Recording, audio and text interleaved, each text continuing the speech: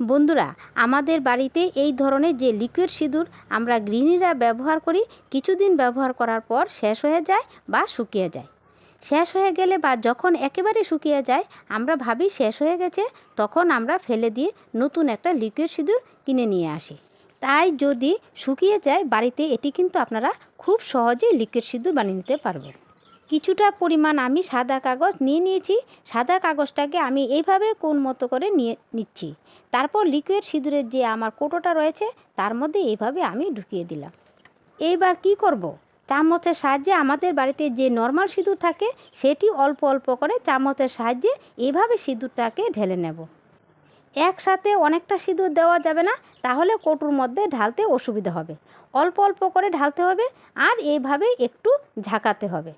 তাহলে খুব সহজেই সিঁদুরটাকে কিন্তু আমার যে লিকুইড সিঁদুরের কৌটা আছে এর মধ্যে আমি খুব সহজেই ঢুকিয়ে নিতে পারবো। এখন এই সিঁদুরটাকে আমি কিভাবে লিকুইড সিঁদুর তৈরি করে নিতে পারবো, চলুন তাহলে দেখে নিই।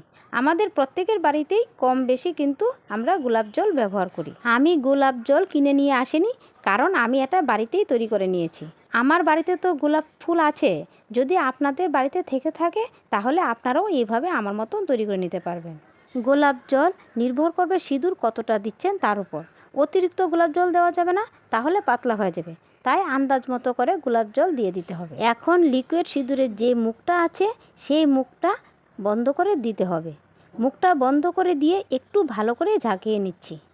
ঝাঁকিয়ে নিলে কি হবে, সিঁদুর আর গোলাপ জলটা খুব ভালোভাবে মিশে যাবে।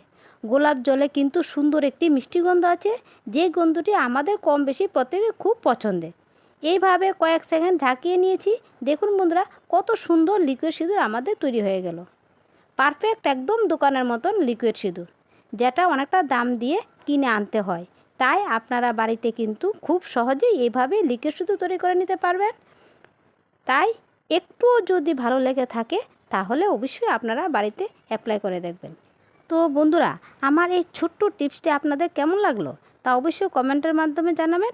ভালো লাগলে লাইক শেয়ার করবেন আর আমার এই ছোট্ট চ্যানেলটাকে সাবস্ক্রাইব করতে ভুলবেন না। তো বন্ধুরা, আপনারা সবাই ভালো থাকবেন, সুস্থ থাকবেন।